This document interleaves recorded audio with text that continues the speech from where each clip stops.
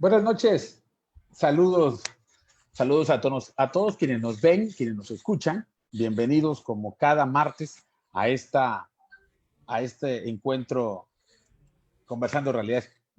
Saludo al maestro Vladimir hasta Ciudad de México y permíteme componer mi nombre antes de que se convierta en...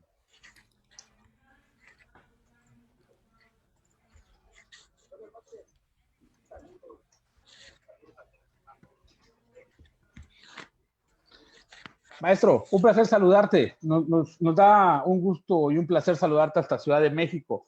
Bienvenido a este programa que particularmente lo hacemos en día uno como un ejercicio periodístico para seguir hablando siempre de pobreza, pero sobre todo para conocer algunas perspectivas que en algunas otras partes del país, concretamente en el centro, en la capital, nos dan contexto. Te saludo, maestro. Buenas noches, bienvenido. ¿Qué tal, Miguel? ¿Qué tal? ¿Cómo están todos? Muy buenas noches a todos los que nos siguen a través de tus redes sociales de día uno. Muchas felicidades también por este logro, ya 50,000 seguidores orgánicos. Vaya Sí, logro, muchas felicidades 100% orgánico. en esta era de la sobrevaloración de las redes sociales. Creo que tener un alcance de 50,000 seguidores orgánicos significa que tu medio de comunicación, el medio de comunicación que ustedes han ido construyendo, está dando frutos. Nada mejor que informar con veracidad, con profesionalismo. Muchas felicidades a todos. No, muchas gracias, maestro Vladimir. Ha costado un trabajo de casi 2 años, ¿no? Eh, Pepe Ortega, Rafa Espinosa y tu servidor, decidimos hacer periodismo en tiempos de redes sociales lo más apegado al ejercicio profesional que se pueda. De esa construcción de identidad, de propuesta hacia el usuario, ha surgido esta idea que pues ya vamos a cumplir también un par de meses, ¿eh? No los hemos contabilizado, pero Conversando Realidades está siendo ya un referente. Al principio hubieron gente que nos dijeron, a ver, cámbienle, no hablen de eso. No hablen de eso en un Chiapas que está perfectamente, ¿no? Un Chiapas bollante, de gente sin necesidades, sin diferencias. Pasó ese efecto en contra, ahora tenemos un efecto a favor de la gente que, oiga, es martes, van a entrar en vivo y platicar, porque al final de cuentas el ejercicio de la conversación a viva voz y frente a la gente, a los usuarios, es algo que no todos los días se da y que muy pocas veces encontramos referencia al maestro Vladimir para que nos den, si no el conocimiento único, sí perspectivas diferentes de ver la realidad. Quisiera que pudiéramos comenzar esta conversación y sí te pediría, como lo hemos hecho en los últimos 3 martes, que nos des un corte, un en qué va el presupuesto de egresos de la federación. Está en proceso de construcción, las cámaras están trabajando, es cuando más bulle el país, porque estamos hablando de dinero, y bueno, ¿en qué va? ¿En qué va la cosa? Como decimos allá en Wixla, ¿en qué va el presupuesto de egresos? ¿Cuál es lo último que tenemos? Y que nos lo puedas compartir aquí con nuestros amigos de día uno. Gracias, maestro. Claro, bueno, eh, pues por disposición constitucional, el artículo 74, fracción cuarta, numeral, párrafo 3 dice que es el 15 de noviembre que se tiene como fecha límite para que la Cámara de Diputados apruebe el presupuesto de egresos de la Federación. Estas semanas han sido bastante complicadas en la Cámara de Diputados por el tema de las comparecencias con motivo del segundo informe de gobierno del presidente de la República. Se viene por ahí un puente, el 16 de noviembre. Noviembre. Entonces, eso ha prendido los focos, yo creo, naranjas aquí en San Lázaro, y con los temas de la pandemia que han estado convirtiéndose, tomando medidas mucho más fuertes para evitar el tema de los contagios y demás. Han decidido los coordinadores parlamentarios recorrer las comparecencias para darle paso al análisis, al debate y aprobación del presupuesto de egresos de la Federación. Había casi cinco comparecencias programadas entre el 9 digamos, el 15, entre el 9 y el 13 de noviembre. Las van a reprogramar para que esos días sean dedicados solamente al análisis del presupuesto de egresos. Esto es algo bastante bueno porque un debate tan importante como es el presupuesto de egresos no puede ser un debate maratónico. No hay ciudadano bueno, probablemente los haya, mejor dicho, pero lo ideal sería es que hubieran muchos ciudadanos que en horarios razonables, como decimos en el pueblo, en horario de Dios, pudieran estar dándole seguimiento a lo que se está debatiendo respecto al tema. Entonces, si tú te acordarás, de repente se agarraban un día y hasta el siguiente día a las 6 7 de la mañana, entonces imposible incluso el debate parlamentario, se complica, el debate parlamentario así se vuelve más de estridencias, de posiciones, de posturas irreductibles. Entonces, han decidido darle su espacio, darle varios días para que la frescura incluso, y esto no lo digo a un tema de Monserga o a un tema, perdón, de Sorna. No, no, no. Yo creo que es un debate tan importante que los diputados tienen que venir frescos, tienen que venir, Lúcidos, claro, puestos. sí, sí, sí, tal vez con el cansancio mental de estar metidos en el tema, pero lo más frescos posibles porque es la toma de decisiones, es una de las tomas de decisiones más importantes para el país, que es facultad exclusiva, como les he comentado ya, de la Cámara de Diputados, aprobar el presupuesto de egresos. Se corre el calendario de comparecencias, se da espacio a la discusión del presupuesto de egreso, lo que le haga falta, y nos perfilamos ya al deadline del 15 de septiembre, de noviembre, perdón, fecha en que debe quedar aprobado el presupuesto con sus componentes, su ley de ingresos y todo esto que conlleva. ¿Se chocaban mucho? Digo, es que me quedo pensando en que tan importante es discutir el tema de los recursos, de lo que va a ser usado en el 21, como tan importante escuchar a quienes lo ejercieron, saber cómo lo hicieron, qué lograron, qué les falta. Y también el ejercicio de la transparencia es fundamental en cualquier democracia, en cualquier gobierno, en cualquier administración. Yo creo que a la 4T le va bien las comparaciones. Bueno, pero sí, los legisladores, muchos tienen tablas políticas, aguante para maratónicas sesiones, pero puede, pueden servir para algún meme, pero deben llegar frescos, deben llegar suficientemente descansados con la claridad del pensamiento y de las ideas para poder transmitir. No, si no se convierte en una especie de debate de uno solo o de dos, y ahí se quedan discutiendo interminablemente cosas que no hacen que camine la discusión. Pues qué bueno que se tomó esta decisión. Siempre bulle en la Cámara los principales temas del país.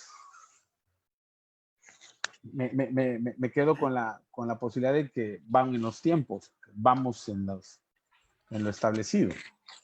Sí, de hecho, te digo, esto le imprime dinamismo, incluso para el propio quehacer periodístico, para los medios de comunicación. Es decir, tú te das cuenta aquí, la fuente que está en el Congreso, aunque es su responsabilidad y su compromiso con la información, o sea, es imposible. Para que te des una idea, imagínate llevar una sesión, traducir una sesión donde hay 200 reservas, donde hay cientos de oradores, donde hay innumerables cuestiones y reducirlo en un documento de una cuartilla y dar, yo creo que no abona, y si aspiramos a ser una democracia moderna día con día, a modernizarnos más, entendiendo la democracia como todo este ejercicio transparente del ejercicio del poder, del ejercicio de la cosa pública, tanto del poder legislativo, ejecutivo, el judicial, esto tiene que ser además amigable. Las democracias modernas, democracias como la danesa, la democracia como la sueca, democracias incluso la de Estados Unidos, sí, democracias como sobre todo en países escandinavos, son democracias donde entienden los tiempos laborales, donde saben que es trabajar más allá de 8 horas, puede ir en contra del rendimiento humano, emocional, y es una cuestión normal. Tú vas a clase un determinado número de horas, trabajas un determinado número de horas, y el que los diputados se avienten sesiones maratónicas de 30 horas, créeme que no hace más productivo el trabajo, por el contrario, este, puede llegar un momento en que termines diciendo, bueno, pues ya que se vaya, que pase. Sí, sí, sí, el clásico, ahí para la próxima lo componemos, ¿no? Y nada más Exacto. es la discusión. Oye, y dentro, para cerrar esta primera parte del presupuesto, en términos de lo que tiene que ver con el tema de conversando realidades de pobreza, ¿hay alguna noticia, algún presupuesto incrementado, algún presupuesto reducido? Platicábamos antes de esta, de este programa, Vladimir, que la pobreza en Chiapas es crónica y que Guerrero, Oaxaca, Chiapas son los estados que desde 1990 no han podido cambiar esa realidad. Pues, o sea, si la medición de la pobreza venía mucho antes de los 90, por supuesto, cuando hablábamos eh, más allá, 70, de los 90 queda como establecido ese orden. Guerrero, Oaxaca y Chiapas son los estados. Bueno, hasta el Bronco nos ha dicho, ¿no? Somos lastres para el desarrollo nacional, para el federalismo, el reparto de la riqueza, que deberíamos desprendernos, ¿no?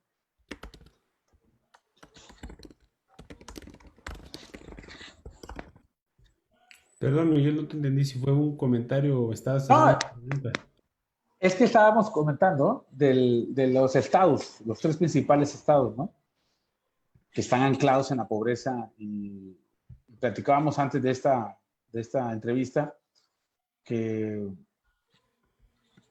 de 1990 al 2015 estuvimos en ese ranking, en ese fondo de la tabla.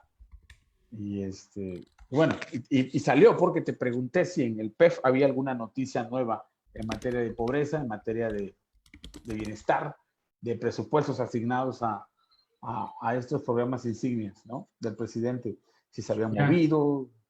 Por ahí fue mi comentario.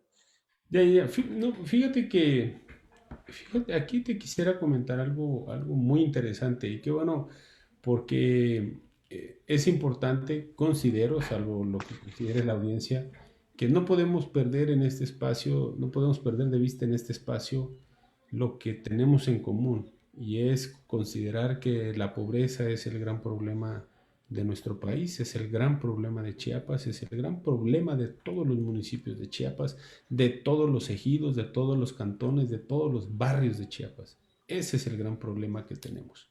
Entonces, eh, hoy hay un tema, se le llama pobreza crónica. ¿Y a qué se refiere este tema de la pobreza crónica? Por ejemplo, es el hecho de que desde 1990 hasta 2015, tres estados estén peleándose por tener el primer lugar en el último lugar de desarrollo humano o en el primer lugar de pobreza, ¿no? Chiapas, Guerrero y Oaxaca. Eso de entrada los pone en una condición de suma vulnerabilidad a todos sus habitantes.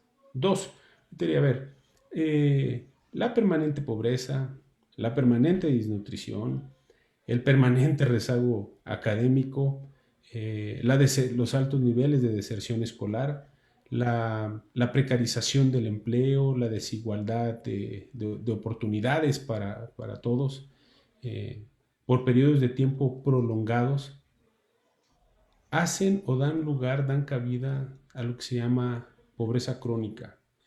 Es decir, ese es el círculo vicioso del cual, círculo negativo, ese es pernicioso del cual es imposible salir. Es la acumulación de factores negativos, de factores externos que te impiden.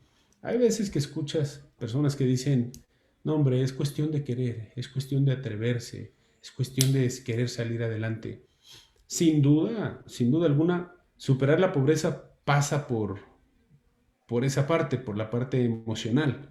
Pero no todo es emocional, porque tú puedes ser el más trabajador, el más emotivo, y no necesariamente saldrás adelante, ¿no? Para que te des una idea, esto se llama, hay un concepto que se llama movilidad social, es decir, qué tantas posibilidades hay de que alguien que nace en un nivel socioeconómico tenga la posibilidad de trasladarse a otro nivel socioeconómico, a uno mejor, ¿no? Y vamos a ver que, por ejemplo, en México hay muchas dificultades, es 7 de cada 10 personas, 7 de cada 10 personas que nacen en pobreza se quedan en pobreza. Eso quiere decir que solamente 3 de cada 10 tienen posibilidades de salir de la pobreza. Ahora, durante muchas transmisiones de este programa hemos visto los diferentes tipos de pobreza, ¿no? Entonces, a lo mejor estabas en pobreza extrema y lograste pasar a una condición de pobreza. O si estabas en condiciones de pobreza, puedes salir de esa etiqueta, pero seguir teniendo ciertas carencias, ¿no? Entonces, eso es un dato doloroso, la verdad. Ahora, hay algo que es muy importante tener en cuenta. Dice, a ver, Chiapas, Guerrero y Oaxaca. La población que nace y crece en esos estados, ¿no? Es donde mejor se ejemplifica esto. El dato es aproximadamente casi 70%, 67% de las personas que nacen en el sur del país, ¿no? Suelen permanecer en pobreza toda su vida. Imagínate. Entonces, eso lo relacionas con lo que hemos platicado, que solamente en 10 años Chiapas, por ejemplo, ha reducido 0.4% la pobreza, ¿no? Que tenía en el 2008 tenía 77% de sus habitantes en pobreza y en el 2018 tenía 76.4% de sus habitantes en pobreza. Sigue haciendo clic con estos datos que hoy te estoy dando, ¿no? Sigue siendo el principal sustento a través del cual le digo a todos los que nos están escuchando que el gran problema que tenemos en este país, en todos los estados, se llama pobreza. Quien nos quiera decir que es otro, nos está mintiendo, nos quiere dar a tole con el dedo o nos quiere decir, nos quiere llevar a otros temas. Por otro lado, a ver, algo importantísimo también para nuestra entidad, para la entidad de Chiapas, a ver, fíjate, lo comentábamos la vez pasada con una tabla de Excel, que por cierto algún amigo me dijo, oye, ojalá pudieran mejorar la próxima vez que suban esas tablas porque se pierde Estaba muy pequeño, ¿no? Sí, hombre, porque es demasiada información. Prometemos que en la próxima vamos a mejorar ese aspecto. Pero, a ver, fíjate en Chiapas, veíamos cómo es que dependiendo de los municipios, veías cuántas personas tenían o eran pobres por carencia de seguridad social. Chiapas, 79% de la población carece de ingresos laborales suficientes, ¿no? Lo que tenía que ver con la línea mínima línea mínima de ingresos. Ahora, y 84% de los trabajadores en Chiapas, fíjense bien, 84% de los trabajadores en Chiapas no tiene acceso a instituciones de seguridad social como son el IMSS o el ISSSTE. Nada más para que te des una idea, mi querido Miguel. No tienen ni IMSS ni ISSSTE, ningún tipo de seguridad social, ¿no? Oye, también, y por cierto, ahí en El Economista hay una nota que cita el informe de Acción Ciudadana ante la pobreza. Y encuentro un dato aquí para ese 67, casi 70 que tú decías de las personas que nacen en estos estados y que se quedan ahí durante toda su vida, un 2% logra superarlo. Mientras que en el norte del país, más o menos 8% de esa población que nace en esa pobreza logra remontar, logra cambiar esa movilidad social y superar sus condiciones de pobreza con las que nacen, ¿no? O sea, es un poquito más, tiene que ver con oportunidades, tiene que ver con educación básicamente. Bueno, su contexto también es otro, ¿no? Sí, te puedo dar fe y testimonio de que los trabajadores en Chiapas sí están, bueno, sin ningún tipo de cobertura en términos de derechohabiencia, ¿no? En términos de asistencia médica, en términos de seguridad social. De los periodistas no hablemos, hermano, porque no quiero terminar llorando en esta entrevista. Dice ese informe que no se acaban la pobreza no se acaba por las fallas en políticas públicas que no van al problema, a las causas del problema, que son insuficientes, por supuesto, y que al medirlos también hay un resultado que es deficiente. Aparte de todo, no tenemos claridad en medir la política pública de combate a la corrupción, de ataque a la pobreza, de sacar a la gente de la movilidad social, ¿no? De sacarlos de su escenario de pobreza en el que nacen y llevarlos hacia un nuevo escenario. También la medición se convierte en un asunto bueno, que tiene deficiencias, ¿no?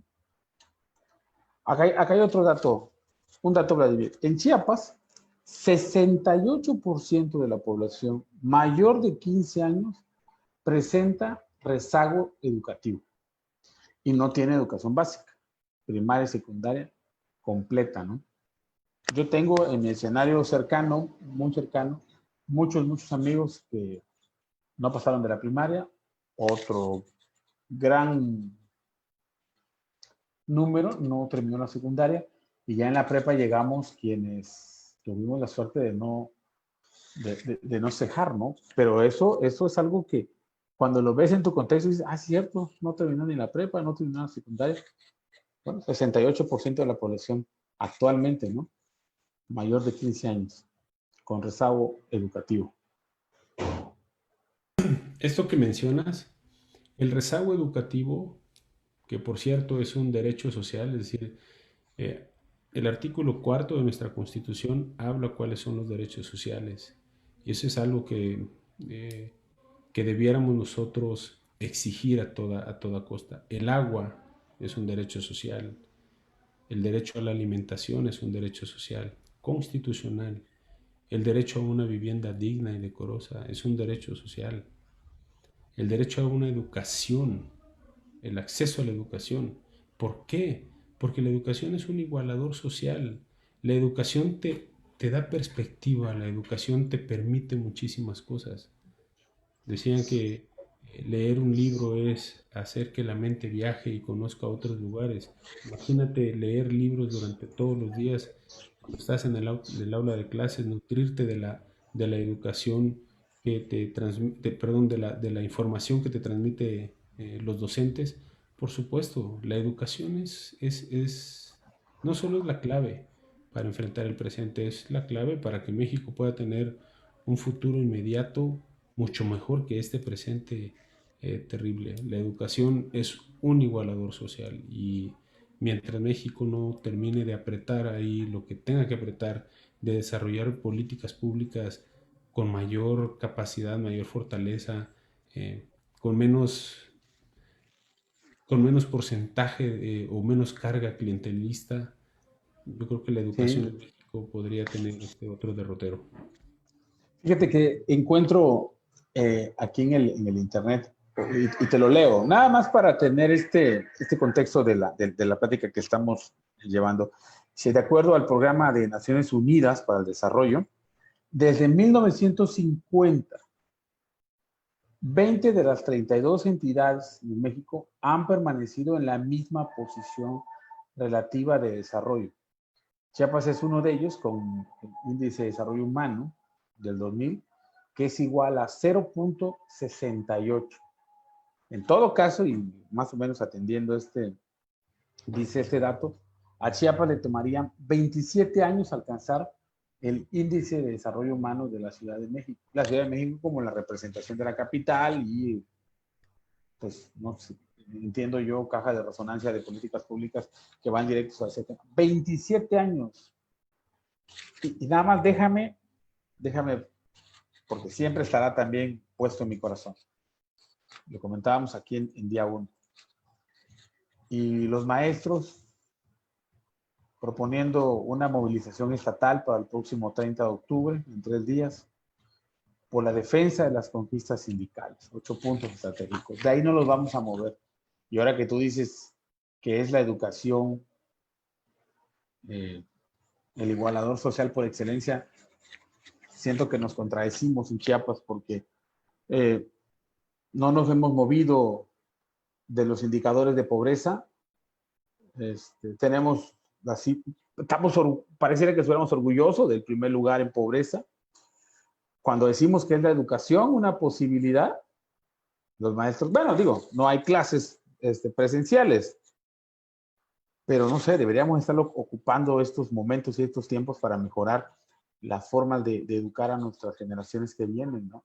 Y romper ese ciclo de pobreza, romper ese ciclo, ese vicio oculto de, no sé, de por lo menos 50 años en que hemos estado anclados a la pobreza. En fin, nada más quería exteriorizarlo, ¿no? Perdón, no. A ver, este tema lo estamos viendo eh, hacia futuro, pero imagínate, en 27 años habremos alcanzado el nivel que actualmente tiene el Distrito Federal, pero en Sí. 27 años, ¿cuál será el nivel que tenga el Distrito Federal? Entonces, para resumidas cuentas, probablemente sigamos estando en desventaja, ¿no? Entonces, y esto, vuelvo a insistir, a ver a los que nos están escuchando, todos estos discursos llenos de retórica barata, de electoreros, ramplones, que pretenden entender o dimensionar las necesidades de la gente en el Estado, no son, no cubren la realidad, no alcanzan las expectativas. La realidad en Chiapas es una. El discurso oficial es otro. No importa qué gobierno o qué partido llegue. El discurso oficial, se los he dicho, siempre irá sobre la agenda pública, sobre la agenda que es de su interés, no sobre la agenda que es del interés social. Me lleva a una pregunta ese comentario tuyo, maestro. Debería, y pienso en una idealidad, y pienso aquí que podemos cambiar y construir una nueva realidad. Deberían, viendo hacia el 2021, para junio, la elección, los que van a la Cámara, tanto a la local como a la federal, a la Cámara de Diputados, deberían presentar propuestas concretas, o al menos en el caso de Chiapas, pienso yo, propuestas concretas, razonadas, documentadas, científicas, socialmente, en materia de pobreza. O sea, yo soy candidato por el distrito de Huixtla y entiendo que la pobreza es en sus características diferente a la pobreza que hay en San Cristóbal. Pero debería yo presentar mis propuestas en materia de cómo resolver, de cómo legislar, de cómo irme a parar con la representación de ese distrito allá en la Cámara en materia de pobreza. ¿Podría ser una opción? ¿Serviría de algo? ¿O solo le alumbraría la cabeza a la gente para que tome mejores decisiones? Para que sepa, mira, este sí sabe de qué estamos hablando y está pegado a mi realidad, no nada más viene a ofrecerme un tren, ¿no? O un puente, pero no hay río, les hago su río. Digo, aquí la pobreza está. ¿Sería conveniente, sería prudente, como dicen hoy en día en el Internet? Mira, fíjate que eh, este tema, durante muchos años, en las campañas, los que nos dedicamos a la consultoría política, solemos insistir en que es importante comunicar qué es lo que propone el candidato, ¿no? Por lo regular, los equipos de los candidatos a veces hasta los candidatos, candidatas mismas, tratan este tema con cierto desdén. Es como decir, no, hombre, pues al final la No gente lo ni... vamos a resolver. No, no, no. Al final la gente ni lo lee. Va a tirar el flyer. No sirve para nada. El problema no es qué pones. O sea, el problema no es la propuesta, sino tu capacidad de comunicarla. Te sorprendería la cantidad de estudios demoscópicos que hemos hecho a lo largo de los años y en cuántos de ellos la gente te dice, a ver, estamos cansados de que cada que hay elección, las propuestas que nos hacen los candidatos, los aspirantes, son los mismos, ¿no? Les vamos a más pavimentación, luz para las colonias, vamos a acabar con esos baches para siempre. Son temas de servicios públicos básicos, ¿no? Por completo. Entonces, la gente ya no sé, la gente está empezando, a veces vota por inercia y en algunas ciudades como León, como Aguascalientes, como Monterrey, como Guadalupe, San Pedro Garza García, Querétaro, la gente te vota de manera distinta. Ya Sí, no. te refieres a esos municipios porque son municipios con un alto nivel de desarrollo también y un poquito más de ciudadanos educados, ¿no? Con un nivel profesional, un poquito más metidos en política. Y discúlpame, y no menosprecio nada absolutamente, pero yo conozco Huixla, tú conoces Villa Comaltitlán, tú conoces muy bien Chiapas, Tuxtla Gutiérrez. Luego llega la playera, luego llega la despensa, luego llega la movilización con 500 pesos, llegan los partidos a disputarse el mismo territorio, los mismos votantes de ese territorio, con las mismas argucias, con las mismas trampas de las últimas 30 elecciones, y la gente vuelve a caer, la gente vuelve a vender su voto, vuelve a condicionarse. Yo veo, salvo lo que tú me digas, que emerge un grupo de nuevos votantes o de votantes jóvenes, fastidiados, asqueados, alejados de la política. Van por la credencial porque pues es un documento de identidad, ¿no? Pero los veo distanciados de lo que le propone el político por sus baches. Es que es parte de lo mismo, es decir, es parte de esta relación que se ha ido pervirtiendo de alguna manera. Pues, a ver, ante la falta de propuestas, pues agarra lo que te den. Ante la falta de una posibilidad o una alternativa de corregir tu presente, ante la falta de alternativas reales para modificar la realidad de tu comunidad, ¿qué haces? ¿Qué haces? Ok, hay que entender Mira, las playeras, las gorras, las despensas. Yo sigo creyendo que no determinan del todo el sentido del voto. Yo pienso que lo que termina definiendo, decidiendo en gran parte el sentido del voto, es esta caricaturización del malestar ciudadano. Da lo mismo el pinto que el colorado, pues. Entonces, no hay salvación, no hay mayores expectativa. La gente considera que no importa por quién vote, las cosas van a seguir igual.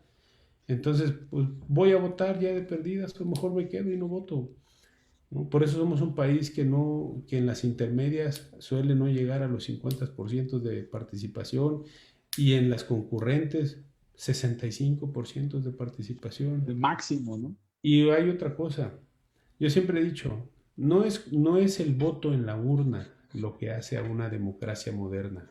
Eso es algo que es muy importante y lo he debatido y lo he defendido ante expertos politólogos que dicen, bueno, es que cuando alcanza los 60 y tantos por cientos y bueno, quiere decir que 6.4, 6.7 mexicanos de cada 10 que pueden votar están presentes en las urnas manifestando su derecho al voto. Pues sí, pero eso no tiene nada que ver con la calidad de nuestra democracia, porque lo importante no es el voto en la urna. Lo importante es cómo llega ese voto a la urna, bajo qué circunstancias. Tú que estás de ese lado, tú que has visto, y no quiero que quemes a nadie, pero has visto a muchos legisladores, ¿sirve que un legislador, una representación, un diputado federal tenga claridad del territorio que representa, de las condiciones de pobreza, las condiciones las abismales diferencias que hay entre Huixla y San Pedro Garza García en Nuevo León? ¿Sirve que un diputado llegue a estos tiempos, por ejemplo, del PEF y pugne por el tema pobreza, tenga conocimiento, experiencia, se haya dedicado, sea un maestro, un doctor en políticas públicas? ¿Funciona? ¿Empuja? ¿Mueve la agenda? ¿Mueve la discusión? ¿O lo absorbe la dinámica nacional de lo que manda el presidente, su presupuesto del presidente? Digo, tú has observado, te has topado con muchos legisladores.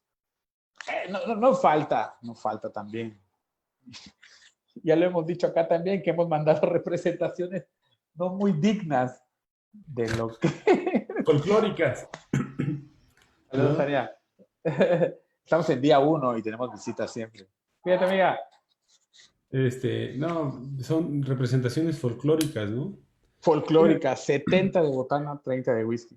Eso es, por ahí hay que buscarlo, por favor. Es más, yo les pediría que busquen ese video y súbanlo, por favor, a día 1 para que la gente sepa de qué estamos hablando. Eso No, es. ya se fue el PRI, no le anda haciendo fama. Pero Julián le dijo, pues, a Porfirio, ¿no? Mi diputado que tiene 70%, que es 70% de botana, 30% de whisky. Desde la tribuna, desde la máxima. Perdón. Pero vuelvo a mi punto. Tú que has visto de ese tipo de representaciones y demás, ¿hay alguno, o sea, sí mueve la agenda, sí mueve la discusión, sí la puntualiza, la enriquece, abre otras perspectivas? Aquí ¿O lo que pasa de largo y se lo absorbe todo? Esa es mi pregunta, ¿no? No, mira, lo que ha faltado ha sido la política. Me enseñó mi padre que no es una carrera de velocidad, es un maratón De resistencias, de de persistencia, constancia. de constancia, de permanencia. Entonces, los políticos suelen ser gente que les gusta obtener resultados en corto plazo. No es malo, pero tampoco es bueno. Los resultados duraderos son aquellos que se construyen a lo largo del tiempo. Te voy a dar una idea. No, te voy a dar un dato. Pienso que a nivel mundial, probablemente, y será mucho, cuatro, 4 de cada 10 habitantes del mundo ha escuchado de el expresidente de Uruguay o senador Pepe Mujica. Probablemente en América Latina, 7 de cada 10 sepamos quién es, ¿no?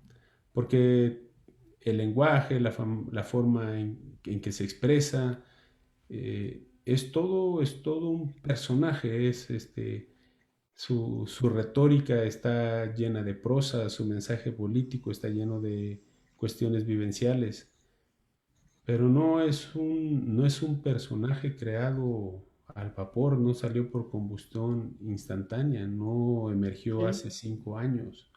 Es una historia de años y años y años construyendo. La identidad en la opinión pública no es algo que la construyes de la noche a la mañana. El tema es de todos los días, de congruencia, porque la gente, mira, yo he visto, me ha tocado clientes que me dicen, no, Vladimir, es que quiero que la gente sepa que soy trabajador, que soy honesto, que no me voy a robar nada. Entonces, imagínate mi espectacular, honesto y trabajador. Bueno, pues no, Sí, no porque esas son atribuciones que te da la ciudadanía. Es la ciudadanía la que va a valorar si eres honesto y eres trabajador. Es algo que ellos te asignan, es un valor que la gente te da. no es algo que de lo cual tú te puedas apropiar, ¿no?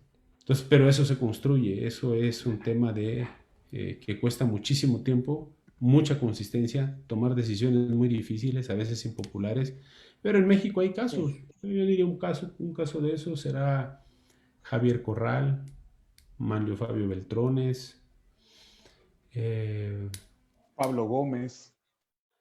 no tanto. A mí me gusta como debate Pablo Gómez, como, bueno, pero no se dedica al tema de pobreza. Este, mm, Mm, yo creo que estas son personalidades que han logrado en el tiempo hacerse de un lugar, ¿no? Entonces, digo, ahorita no se me vienen más nombres a la cabeza, pero, perdón, el propio presidente de México, Andrés Manuel López Obrador, ¿no? Que han sido consistentes en cuidar su comportamiento público, su dicho público, su mensaje. Entonces, eso los va construyendo, ¿no? Decían que para tener la lengua larga hay que tener la cola corta, ¿no? Entonces, sí. en política, ese dicho popular se aplica muy bien, ¿no? De acuerdo. Oye, déjame leerte algunos comentarios aquí en nuestro programa. Dice Averlay Díaz. Muy buenas noches. Excelente programa. Muchas felicidades. Dice Miguel Martínez. Excelente. Saludo a los maestros Vladimir Ramos y a Miguel Ángel Reyes Ballines. Dice Carlos Álvarez Acevedo. Saludos al gurú Vladimir. Dice Carla Antonio Correa. Saludos, maestro Vladimir. Dice nuestro amigo Carlos Fabre. Saludos al maestro Vladimir, uno de los mejores consultores políticos del país. Dice un amigo nuestro, el doctor Luis Antonio Ramos. Hola, buenas noches. Aquí, como todos los martes, atento al desarrollo de tan excelente locución. Dice Marcos Perafán Gómez. Saludos, líder. Dice Mario Alberto Zapata Barajas. Saludos al gran analista, maestro Vladimir. Vale la pena que sigan sus redes sociales. ¿Tienes redes sociales, maestro? Las mencionaras, por favor, para que... Claro, En Facebook, ¿cómo te encuentran? ¿Como Vladimir Ramos? Vladimir Ramos, así es. En Twitter, Vladimir Ramos C. C. Instagram, TikTok. Vladimir Ramos. Dice Diego Carrillo. Ah, no, espérame. Luego dice Jesús Miguel Rasgado Cárdenas.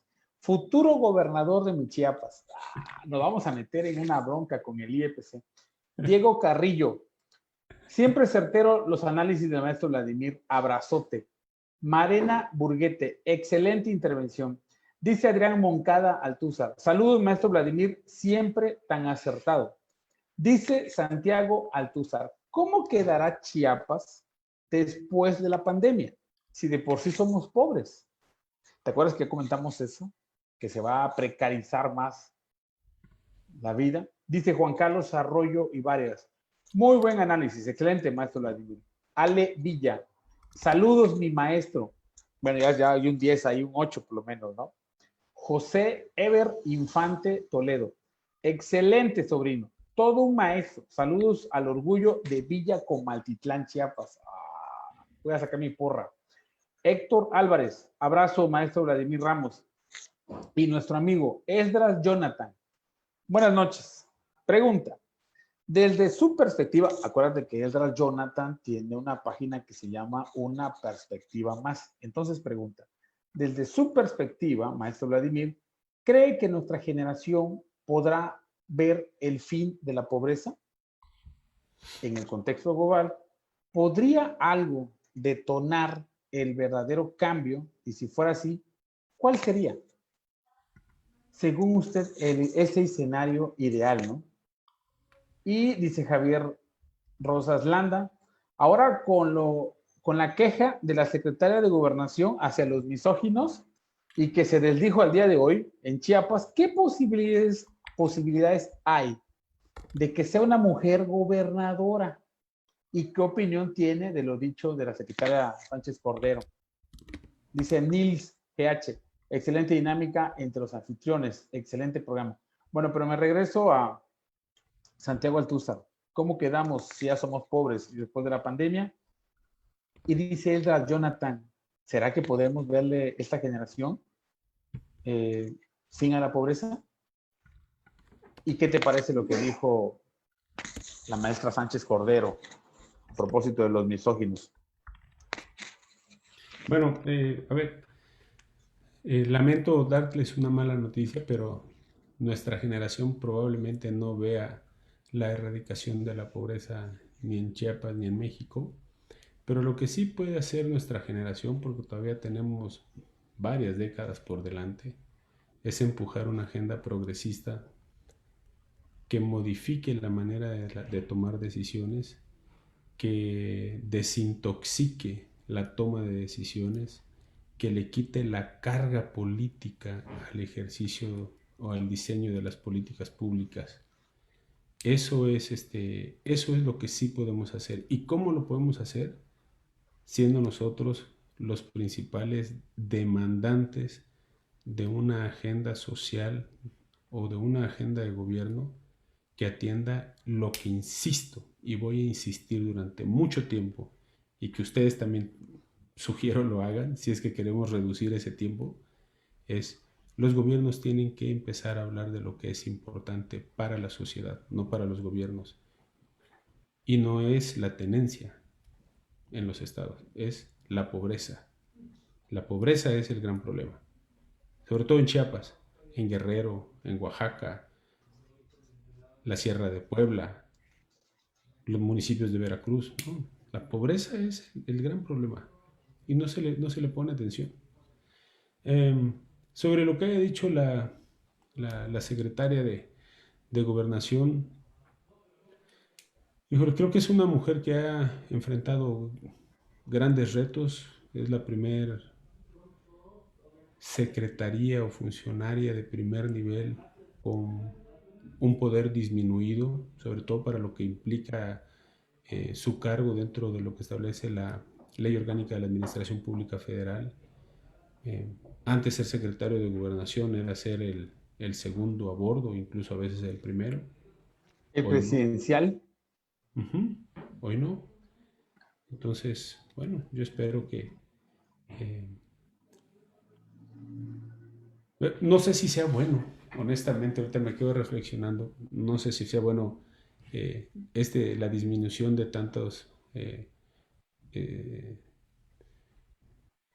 protagonismos, pero sin duda alguna cuando tú creas un gabinete es porque vas a delegar responsabilidades en él, y hoy en día, bueno, el gobierno federal ha ejercido, ha reivindicado, no necesariamente positivamente, mejor dicho, ha reempoderado la figura o el presidencialismo mexicano.